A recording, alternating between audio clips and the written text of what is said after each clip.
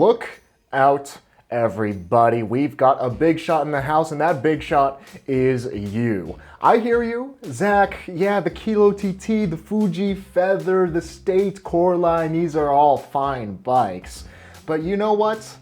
My budget for my first fixed gear is about 2.5 Kilo TTs, 3 Kilo TTs. I can buy 5 Kilo TTs, so where is the complete fixed gear for me?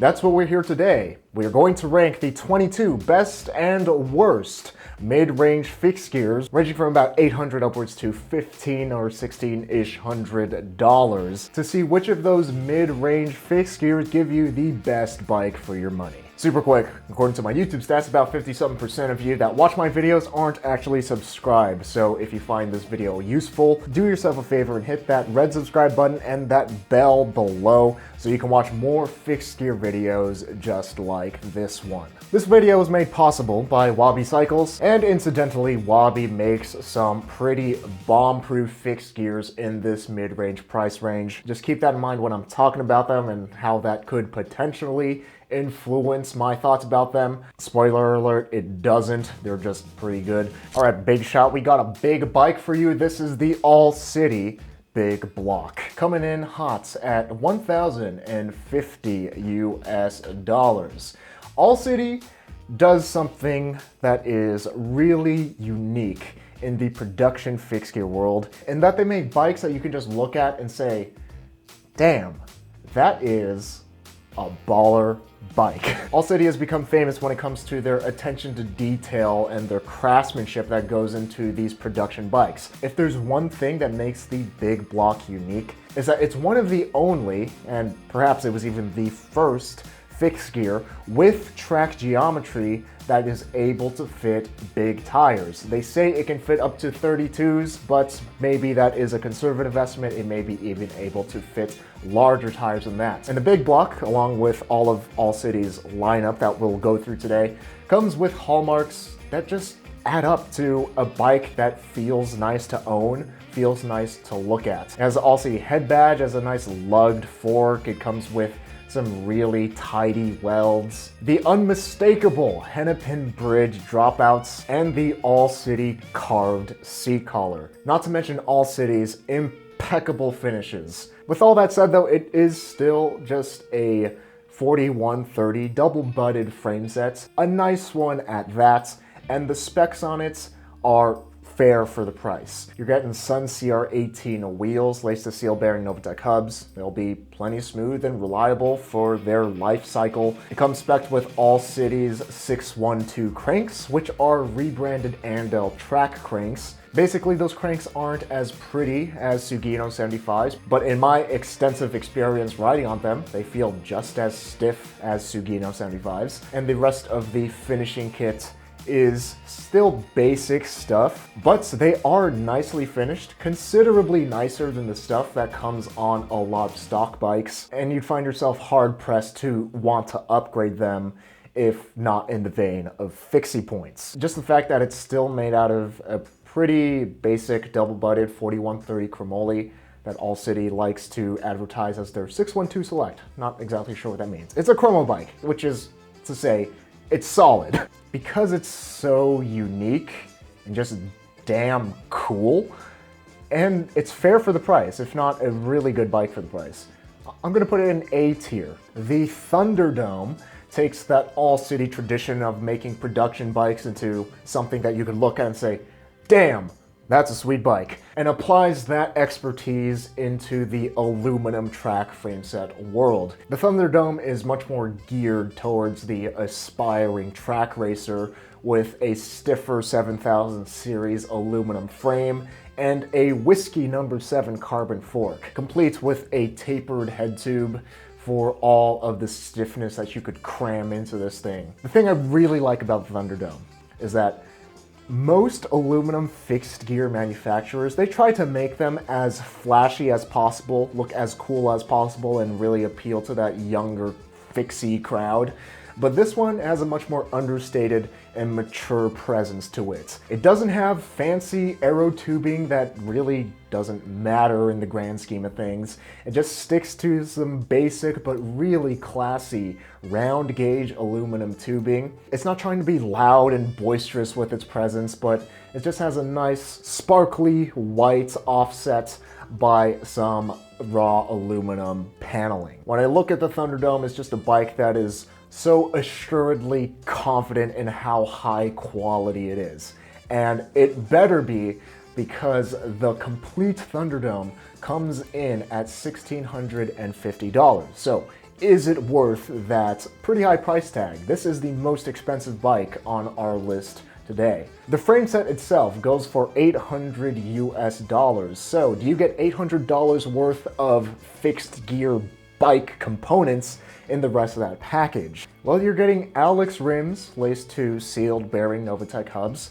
They're not going to be the lightest in the world, they're not going to be the fastest, but they are a solid and reliable wheel set, on par with the wheel set that comes on the Thunderdome sister, the Big Block. And again, it comes with All City's 612 crankset made by Andal. Where it goes a step above the Big Block's spec sheet though, is in the whiskey handlebars and whiskey stem. Both some pretty nice jewelry-like componentry. While it is nice for $1,650, most people, I would think, are going to buy the frame set instead and just build it up with the exact components that they want. Slightly expensive, but just because of how dang cool the Thunderdome is, I'm gonna put it in the B tier. This one is near and dear to my heart. Ricky, the first mascot of my YouTube channel, my daily bike that I was riding when I first started this very YouTube channel. The bike that I built instead of a Wabi Classic because it was purple. It just had that all-city charm that I love so much. Again, it had the sparkly paint job, it had those iconic Hennepin Bridge dropouts. It had the lovely straight blade lugged fork. I didn't care that the Nature Boy didn't have the geometry that I wanted, just because it was so dang cool. $1,150 is actually a completely fair price for how this bike is spec'd. Again, with the Nature Boy, you're still getting a solid but plenty reliable and really cool double-butted 4130 chromoly bike. At this price point though, it's possible to find some steel frame sets that are made out of higher-end air-hardened chromoly, which will be lighter and livelier to ride, like Reynolds 725 or Data tubing or Tongay Prestige. As much as I love my Nature Boy and as cool as it is and how fairly it is spec'd for the price, just because of what the competition is doing at this price point, it makes it a bit less compelling because it has a more basic tube set compared to what you can get for the same price. Still, absolutely had a blast on my all-city Nature Boy. It was fun to tear that thing and just eat railroads and potholes and dirt and gravel and tree roots with the thing. And it was really just a cool bike to own. On multiple occasions, while I was out riding the streets, people pulled up in their cars next to me and said, "Hey, will you sell me your bike? Because it's just that damn cool." And while you could get a technically more impressive bike for the money, all cities bikes, the Nature Boy included, just have a certain atmosphere of panache to them. And I'm going to have to solidify it firmly in the B tier. Finally, some decent fixed gears for Europe. BLB is based out of London, and I do imagine that they ship to continental Europe for a reasonable price. This is the BLB City Classic at $599 Great British pounds. That's about $800 US. And for that price, you're getting a fairly spec'd, albeit it is a little bit expensive for that price, but it is a reliable fixed gear that you can have fun on, which is more than a lot of the other European brands can say. The City Classic, although it is called City, It does have a pretty aggressive geometry, and it may even just be track geometry. It's just this really simple, clean, minimal frame set. It has BLB's head badge on it. It has nice, tidy, and clean TIG welds made out of double-butted chromoly, and it comes in some pretty sweet finishes. The spec is, again, basic but reliable. A Novitec hub wheel set with 30mm deep rims, because BLB got the memo and they know what they're doing, and they know that 40+ mil is just a bad choice, makes a bike heavier and sluggish for no reason. And it comes with BLB's own in-house crankset.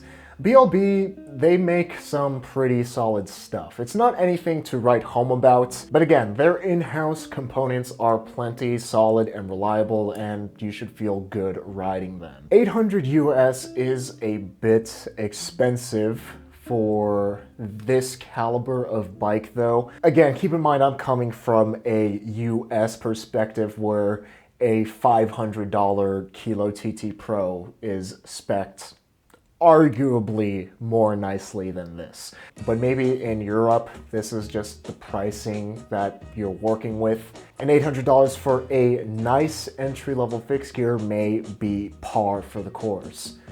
Because of that, I won't be so harsh on BLB City Classic, and I'll put it in the C tier.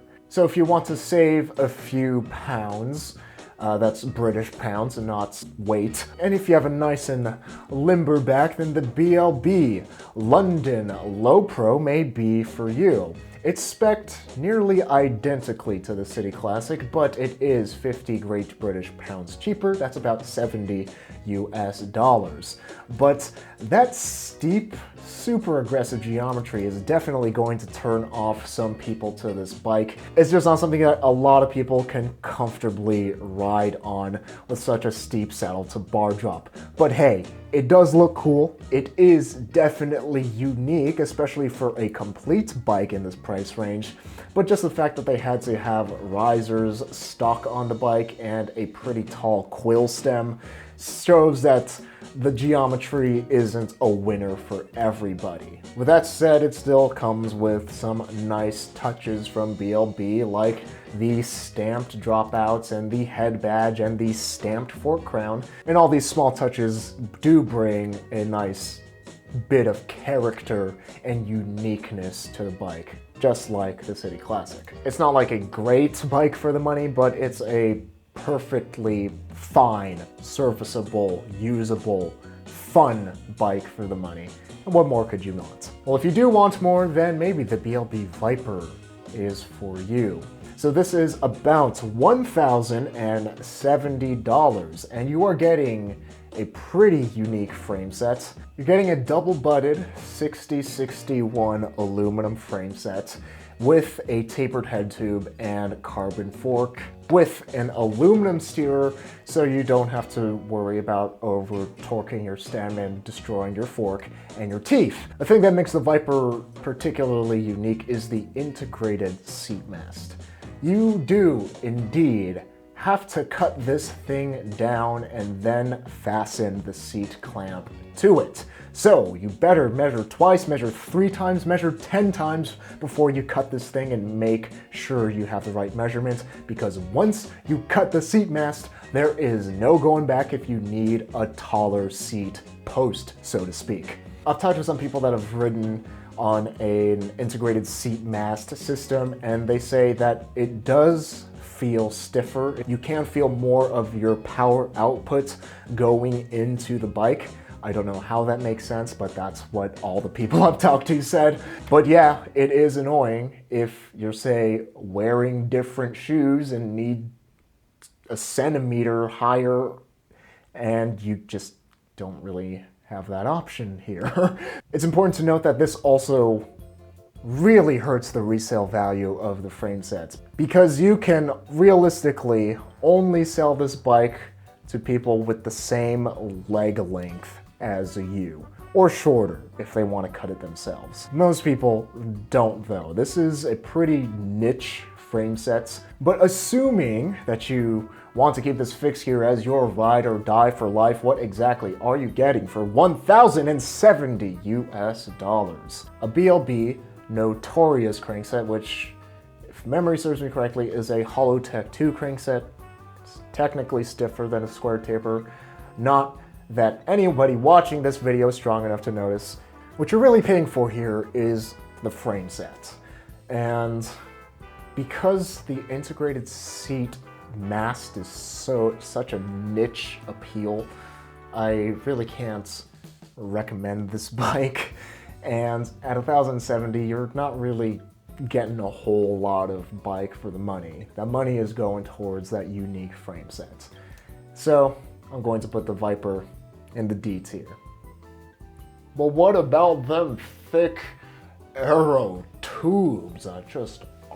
They tickle my fancy. All right, hype beast, this may be the bike for you. BLB La Piovra, $930 US. Thick aero tubes, check. Smooth welds, check. The tubing that is so thick that the down tube is welded to the top tube, check. A rear triangle cutout that would make leader proud, because even with the rear wheel nearly slammed in the dropout, that rear wheel is nowhere near being tucked into that cutout, check. And a seat clamp that hopefully doesn't creak like leaders. The rest of this bike is pretty standard for aluminum frame sets. You're getting 6061 aluminum, carbon fork, aluminum steerer, and a tapered fork at that for that little bit of extra stiffness. The rest of the bike, same old stuff. Is that worth $930? I wouldn't really say so, but because the pickings are so slim in Europe, it appears I'll just barely put it in the C tier. So this one's pretty cool. BLB and Squid collaboration, the So Easy Complete.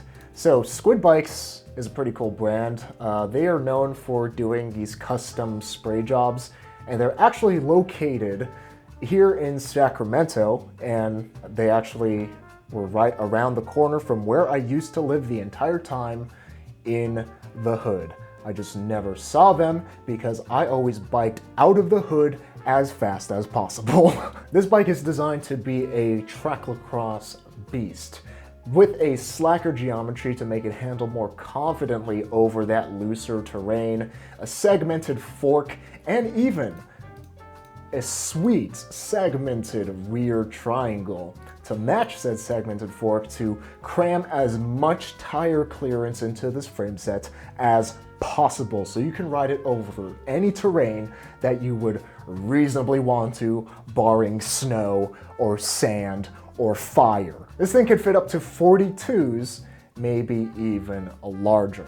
It's a track lacrosse bike through and through, and they spec'd it as such, this time with super wide risers to maintain a lot of stability and control over that front end on sketchier surfaces. But $1,300 is pretty dang expensive for a chromoly bike. As much as I like the BLB Squid So Easy, it's still $4,130 chromoly. It's not air hardened, it's not going to be a super light frame set that you could definitely get for $1,300. And it has a pretty niche role. And maybe this is where some differences in design philosophy between me and the creators of this bike come into play, but it has a slacker geometry than a fixed gear track bike. And for me, after trying track lacrosse, one of the things that I find so compelling and fun about the track lacrosse experience is that you are definitely using the wrong tool for the job. An aggressive geometry shouldn't be bumping all over on rocks and roots and gravel. And the slacker geometry, in my eyes, takes a bit of the fun out of the track lacrosse experience. Don't get me wrong, this is definitely a better tool for the job than a traditional track bike or track-ish, road-ish geometry bike. But is having the right tool for the job what track lacrosse is about? I would say no. It's a great bike, don't get me wrong. It's just that price is a bit steep for my blood. Take everything I say with a grain of salt, because they are an excellent sponsor to the channel, and I don't just mean monetarily.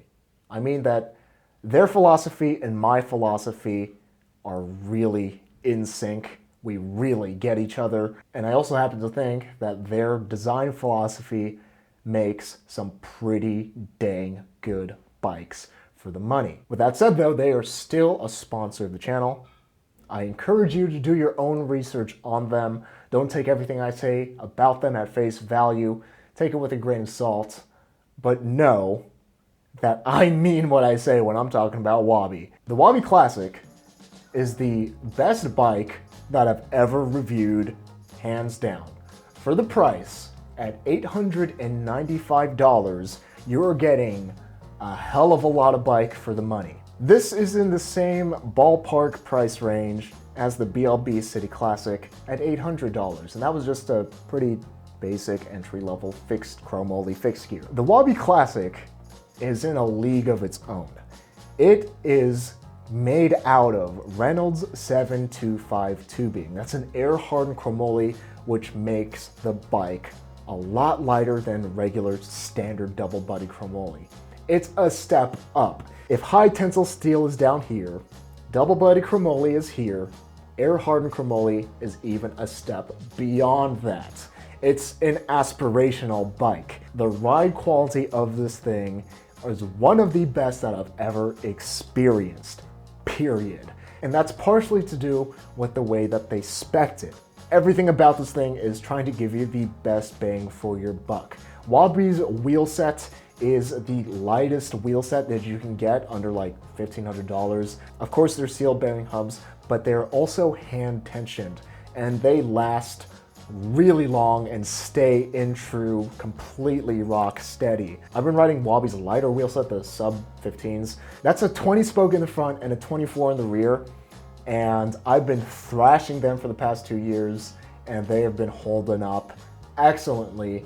And their standard wheels with 32 spokes that you find on the Classic or on any of their baseline offerings is going to be even more durable while still being light. And they're able to achieve that because they are hand tensioned in Denver, Colorado before they are shipped out to customers. It's the equivalent quality of having a hand-built wheel. And the rest of the components, you know, they're standard stuff. They're mostly picked because of weight savings. The crankset is an Andal RSC1, and just like the Andal standard track cranks that you'll find on all Cities bikes, I've ridden these extensively as well, and they are my daily crankset for the past 2 years or so, and they had excellent stiffness, and they felt really nice to push the bike hard. Another thing that's really nice about Wabis, you can spec them and make some modifications to them for how you would actually ride the bike. Say you don't want drops, then you could choose straight bars, no problem. You can even choose what grips you want and what color and what material, what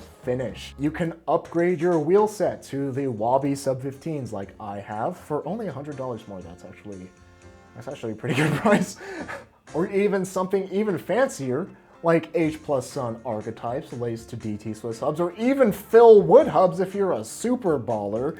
And you can even change out the tires, the saddle, the pedals, and the gearing, the light, and you can even just make a suggestion. You say like, hey, I want to do some things to my bike, and they will contact you and ask you, so what kind of bike do you want for us to build for you? And they'll do it. On top of that, they have the option to do custom colors for only $250. Jeez, Wabi, when does it stop? They really go the extra mile to make sure that you get the perfect bike, the one that you envisioned riding right out of the box, so that you don't have to do upgrades down the line. If I have to make a criticism about Wabi, is that their styling is very simple and clean, which is something I really like. But when you look at a Wabi, you don't immediately know that you're looking at a Wabi. But when you ride a Wabi, that's when its uniqueness really starts to shine.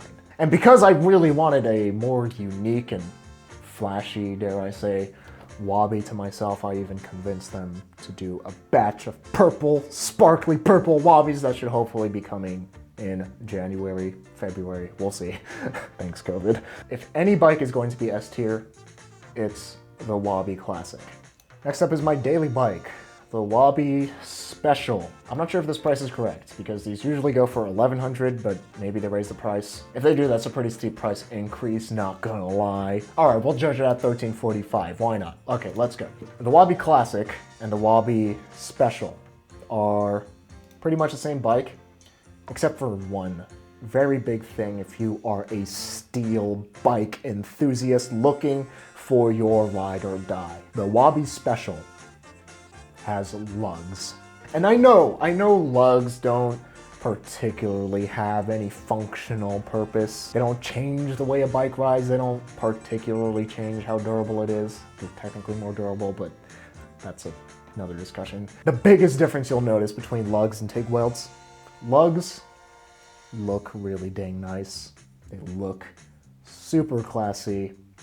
And they're just that extra step above TIG welds that just leave nothing to be desired. Don't get me wrong, the Wabi Classic, S-tier bike all the way. You get so much bike for the money. But there was just always a part of me when I was riding one that felt like I couldn't settle on the Classic because it had the ride quality of an aspirational top-tier bike, but it didn't have the look.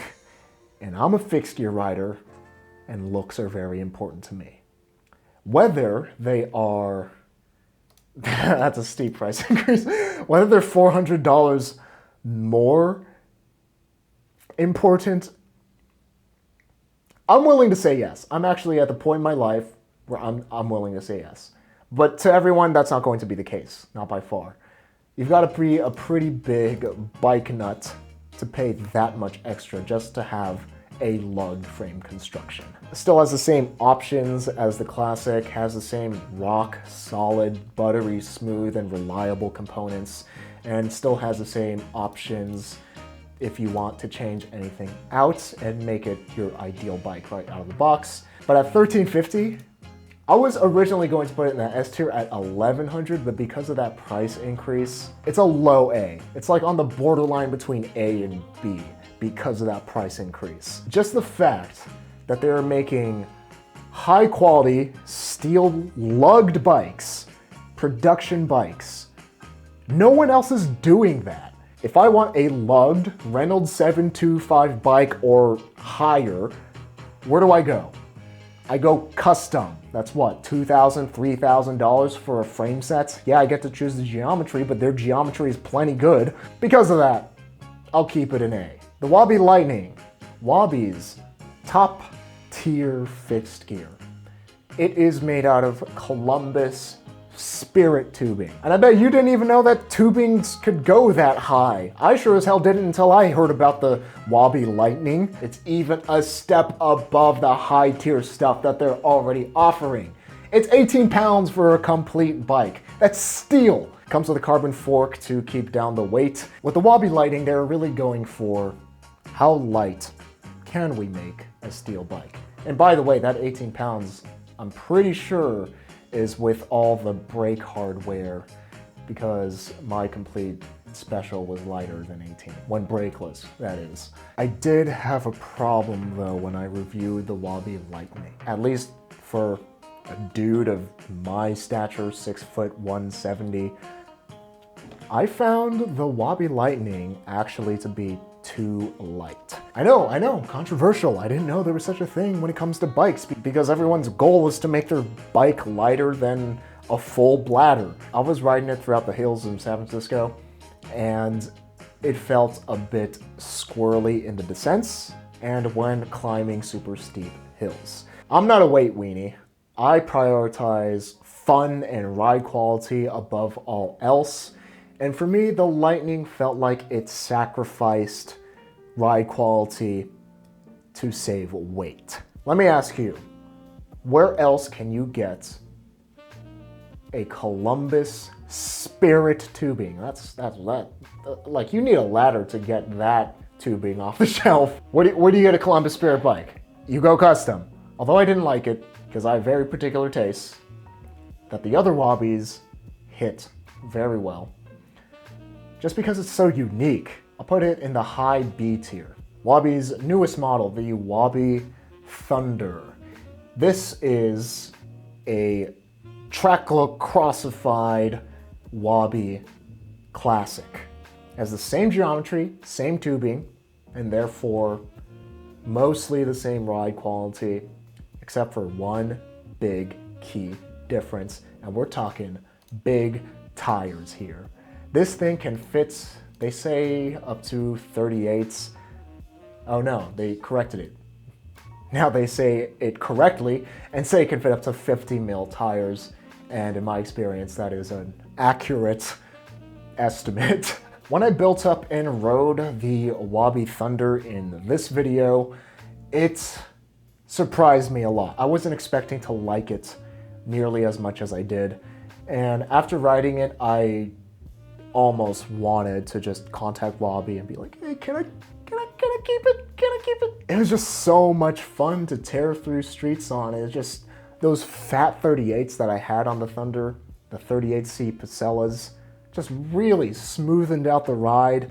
But because of the tubing, it still felt light and springy and lively and dynamic to push the Thunder hard throughout Taipei's traffic. You can put full fenders and full racks on this thing and really kit it out for touring. And to my surprise, when I loaded up a front rack on the Thunder with about 15 to 20 pounds of gear, it still handled exceptionally well and confidently. It didn't feel squirrely at all. It still took the turns that I wanted to take, as sharply as I wanted to take.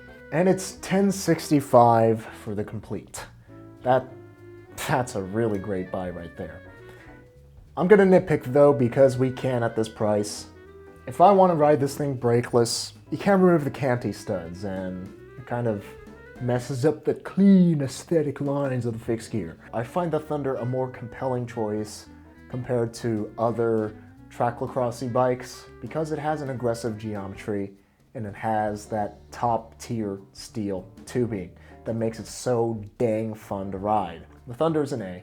My bias is showing. The Cinelli Gazzetta is a basic entry-level chromoly fixed gear that costs about as much as 2 kilo TTs at full price.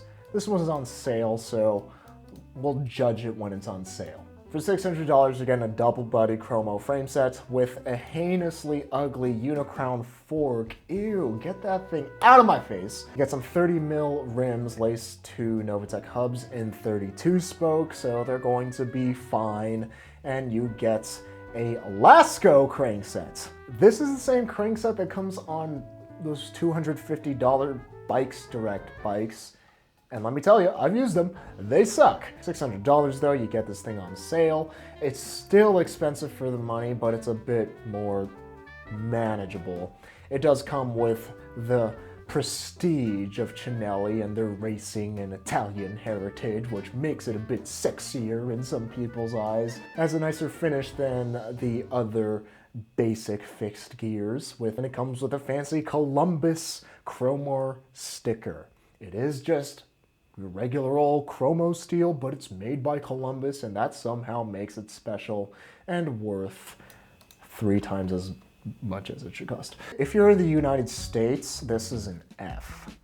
If you're in Europe, where there aren't as many excellent offerings and just the price of bikes is just a little bit higher there, it seems, then the Cinelli Gazzetta is a D. The Cinelli Tipo Pista is spec'd very similarly to the Cinelli Gazzetta, except it comes with a Cinelli saddle. Everything else looks to be mostly the same. And the frame sets, you get an aluminum frame sets with a carbon and aluminum fork. And for $900, what are you paying for? Cinelli logos, baby, because you are big shots. This is a really basic entry-level aluminum frame set that has a Cinelli tax on it. $900, I'll put it in D. Once upon a time, Cinelli used to work with some San Francisco hipsters called Mash SF, and together they designed the Cinelli Mash Work, The fixed gear that was meant to do it all. Fast forward a few years, Cinelli and Mash no longer working together, but Cinelli says, hey, that Mash work, that was a pretty cool bike, right? Why don't we just sell it? And thus the Cinelli Tutto was born.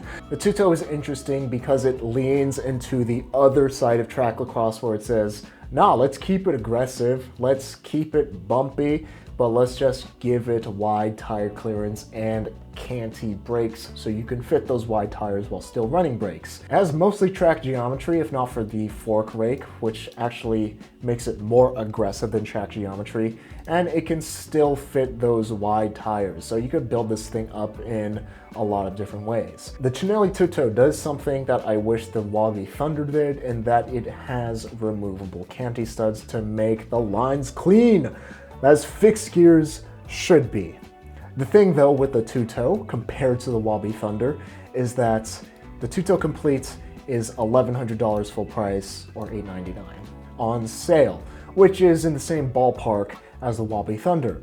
The thing is though, the Wabi Thunder is built with better bones. That Reynolds 725 tubing, so lightweight, so lively and dynamic to ride. It's just so fun to ride, and this is just made out of standard chromo. So you can choose between fancier logos and a slightly more aggressive geometry, or better bones. Personally, I go with the better bones, and also the overall better componentry on the Wabi Thunder compared to the Lasco crankset. They literally sell those cranksets for like $30 on eBay with a bottom bracket. How are you gonna put that on your fancy Italian track bike that's made in China? Yeah. All right, Great Britain and continental Europe. Finally, a bike for you that I can wholeheartedly recommend, the Dolan Precursor. In our opinion, the most popular track bike worldwide. And I would argue that that's not even opinion, that could just be a fact. The Dolan Precursor is the gold standard for entry-level track bikes. And when I say track bikes, I mean bikes that are ridden on the track.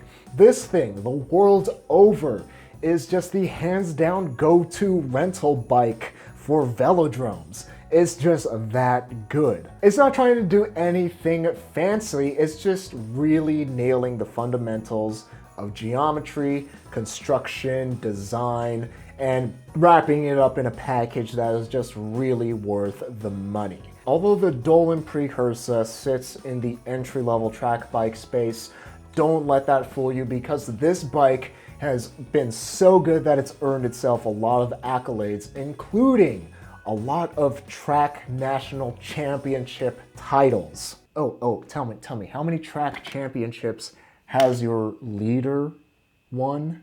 Oh, what about your Constantine? Your Engine 11. Oh, combined, they've all won 0. That's less than the Dolan Precursor. Comes with 7005 series aluminum, triple butted, a sloping geometry, which not all of us fixed gear riders are gonna like, but if you're a roadie going to the track, you're gonna like it. And smooth welds for that extra feeling of getting something that's really well put together. And it is a well put together bike, mind you. You can choose between different components. It ranges from about $599 GBP to $624 GBP, and I'm pretty sure you could get even to fancier territory on their website right out of the box if you want to be a track champion. And those prices translate to about $800 to $930-ish US dollars respectively. So at the base level, you're getting a pretty dang good bike for the price. Still, Alpina Fork, one of the most reputable carbon makers, which is Dolan's brand. None of that sketch fourth shift China carbon nonsense. You're getting the real deal, reliable, safe carbon fork here. You're getting an Alpina 144 BCD crankset, so you can use all of those fancy track, smooth, rolling perfectly round chain rings that your legs desire. And it even comes with a data stem and handlebars, of course, in 31.8 for the best power transfer efficiency. And if you want, you can upgrade to a Sugino crankset And you can also swap out the Alpina track wheels, which are pretty decent in their own right, up to Mike piston wheels for only a small upcharge. This one right here is $930 US. Everything on this bike, high quality brand name stuff. Even the stock saddle is a Sella Italia, $930. You can pick it up for free if you're in Great Britain, or you could get it shipped for $50 if you are in the UK. And if you are in continental Europe, price for shipping is around 80 to 100-ish, maybe a little more than that, US dollars. All very reasonable stuff. If you're in the US, don't bother. It's like $300 for shipping. But if you're in Europe, that's an S2 bike, my friends. 8 bar, the darling of Germany's fixed gear scene. How does it stack up? So the Dolan precursor. How many national track championships do you have under your name? Oh, is it 0? Oh, it's 0. Okay. Okay, I'm not gonna do this now, but I've clicked all through this before, and you have to build the bike one by one. You can't just, how much is a complete bike? But I did it before, and the complete is about 1,000 US dollars. How much was a Dolan precursor shipped to Germany? Oh, 1,000? 1,000? Okay. What do you get? What do you get for the same price as the Dolan precursor? You get a frame set with less accolades, still aluminum, still carbon fork. This one has a tapered head tube for more stiffness. You get a more basic componentry. They look usable, but they're nothing to write home about. And 144 BCD crankset, 31.8 bars. This one is more geared towards street use than track use, clearly. Let me put it this way. For the same price, on a Dolan precursor, you're getting Mike pistons. Those are some really nice wheels. So buttery smooth. You can Michael Jackson lean all you want on Mike pistons. Can you do that on this basic, no-name 8-bar wheel set? I don't think so. Mike pistons are hand-tensioned, made in Italy, super smooth Mike hubs. What do you get? What do you get with the 8-bar wheels? 8-bar though lets you choose your components from a wide variety of 8-bar's color options. It's super fixie. It's really expensive for what you get. I'm sure the bikes are fine themselves, but for 1,000 US dollars for a pretty nice entry-level fixed gear, it's too rich for my blood. That's a D. Polo and Bike Williamsburg, 750 euros. That is $895. Ooh, that is spicy. That is a lot of... Why is there so much C-tube? It's like, on the spec sheet, it says that it comes with H+ Sun archetypes. These are not those, but I'll take their word for it. San Marcos saddle, that's nice. And FSA stem and seat post. I will say that if it does indeed come with archetypes, that I would say this is a better buy than the 8-bar, a little bit. And otherwise, it's kind of on par. It is a better price. It is slightly more nicely spec'd, but overall, it's kind of what you'd expect to get at that price. I'll put it in C. Polo and Bike Greyhound. This is a steel fillet brazed Columbus Max and Life tubing. Okay, now we getting into some fancy stuff in a Columbus Mystic carbon aluminum track fork.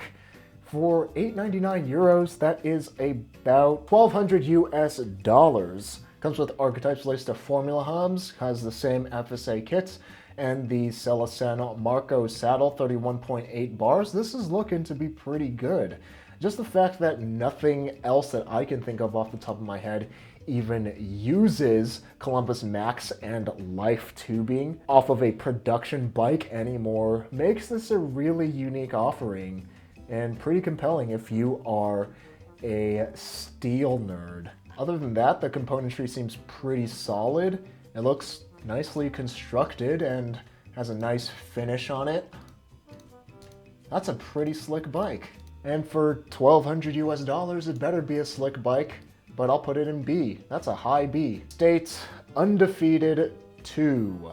Not gonna lie, this is a sweet looking bike.